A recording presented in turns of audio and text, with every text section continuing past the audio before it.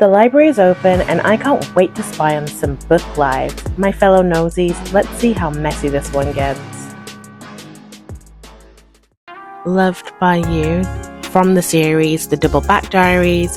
It's the first in its series and there are no other books currently that I saw, but this is clearly going to be a series, and it's by Alexandra Lachelle. Before I get into anything, it's got a couple of triggers: miscarriage, there's a cancer diagnosis. It happens off page, but it is discussed by the characters and the impact is discussed. There's also death of a parent. This is again off page, it's in the past and we don't really hear much about this. This one is about Xavier and Vanessa, who met in university. That's college for the US people. They felt like they were going to have this life together. As you probably guessed from the title, it being the Double Back Diaries, it doesn't go to plan. We meet them years later, living separate lives until their lives collide yet again and they have to face the past, which happens in a series of flashbacks. It basically shows the reader what went wrong bit by bit as we go through the book. They need to decide whether they want to give things a second try or just leave things where they left them.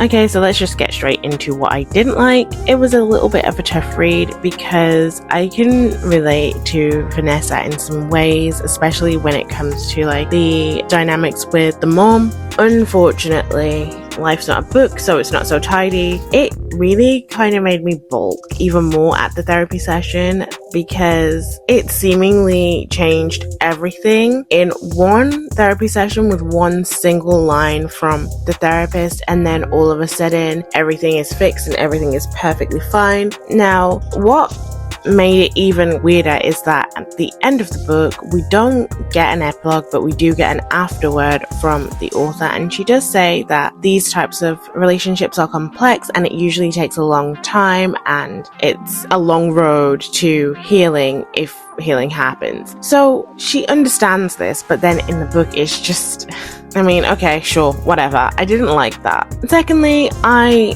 don't usually go for second chance romances. I don't really like the genre. Now, that's not really saying anything about the genre or anything. I don't even know why I don't like it, and I tend to avoid them because I'm pretty open-minded when it comes to reading different genres, different tropes, and I don't have to want to do it in my real life for me to read about it. But I don't know, there's something about second chances that just makes me feel like, However, you know, I can't say that I minded this for the characters that were involved. It did kind of go on for too long. I found myself getting a little bit bored because there weren't really any twists. There wasn't really anything driving the plot forward in that way. It was just like watching someone in real life decide whether they want to deal with somebody again for the second time. So there wasn't anything like interesting that held the story together. It was just,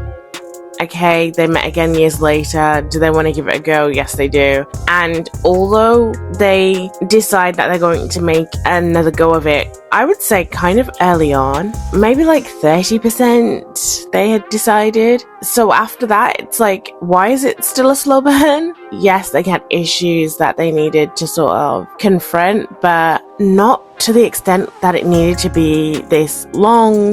Now, this next one is a negative, but it's also a positive.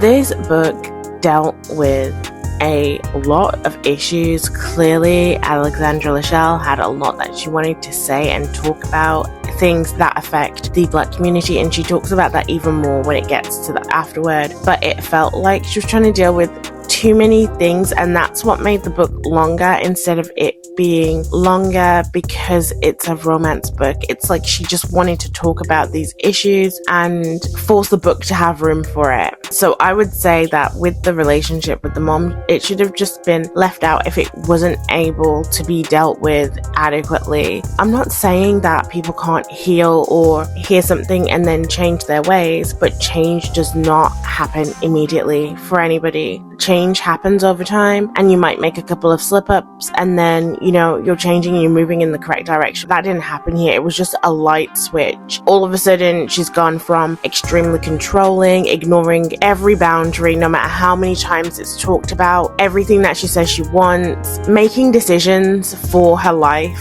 without her input or caring about whether she wants to do it or not. And then there was a lot of berating, talking about how poor her decisions were and just throwing a lot of her past in her face repeatedly. That is not going to change because a therapist said one single line to you. That really bothered me. Okay, so let's move on to what I did like. This book dealt with a bunch of issues the Black community dealt with. I thought that it handled gentrification really, really well, and not in a big way, but in a smaller way, which I felt was appropriate, because when an area becomes gentrified, the local community feel it in so many ways, and it really feels very personal, even though it's a problem that happens on a wide scale. I would say it's probably like a worldwide issue. It even happens here in the UK, and the local community really ends up being harmed by it, while everybody else tells you that it's great.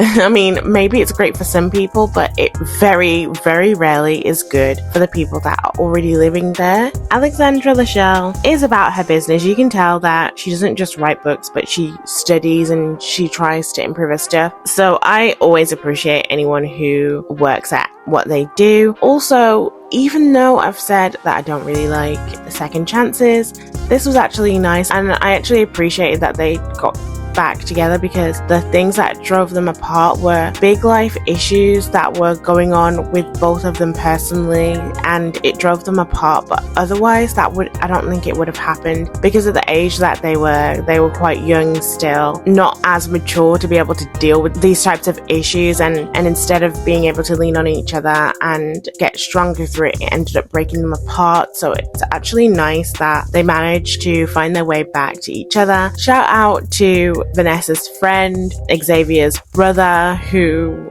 got them back in the same room, because it probably wouldn't have happened without them. And they didn't do it in a really overbearing way. It was kind of like, okay, we've got you in the same room. Whatever you decide to do, it's up to you. We'll be supportive either way. So I thought that was really nice. Okay, let's go to the rating. So for me, this one is going to get a 3.5, and it's not because it's not written well, because it is, but it's because I found myself getting a little bit bored after a while, because it was so wordy. Now, I don't mind that it was wordy necessarily, it's just, it was wordy, coupled with it being a slow burn, coupled with them deciding to give it another chance, but it taking so long for them to get to the end of it. I ended up feeling like, what more is there to say? Nothing's really happening, because it's based mostly on their emotions and how they feel and navigating their past and that kind of thing. And so because that's what is going on, it made it really hard to stay actively invested in this one. That being said, I would definitely read another one from Alexandria Lachelle, because she writes beautifully.